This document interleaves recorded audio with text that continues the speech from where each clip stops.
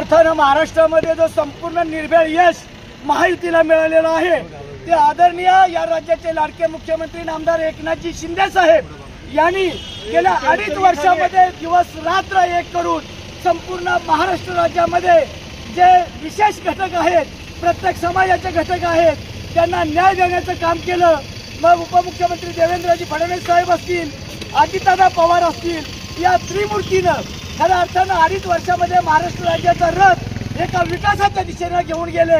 आणि खऱ्या अर्थानं मुख्यमंत्र्यांनी जी लाडकी बहीण योजना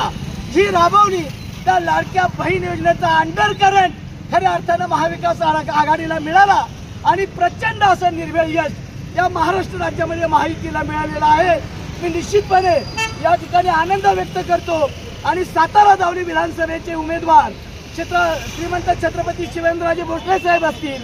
पाटणचे आमचे आमदार पालकमंत्री शंभूराज देसाई साहेब असतील, यांचा असा दैदिप्यमान विजय झालेला आहे आणि महाराष्ट्रामध्ये ही महायुती पुन्हा एकदा लोकांच्या निकषाला खऱ्या अर्थानं उतरलेले आहे आणि लोकांना अभिप्रेत असं राज्य या महाराष्ट्र राज्यातल्या जनतेनं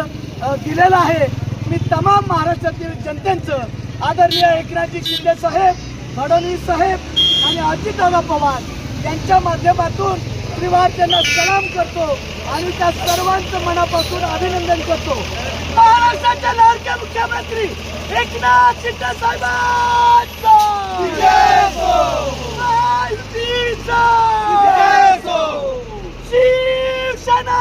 जिंदाबाद, अरे आवाज कुणाचा, शिवसेनेचा जिंदाबाद जिंदाबाद, शिवसेना जिंदाबाद, आमदार शिवेंद्रराजे भोसले साहेबांचा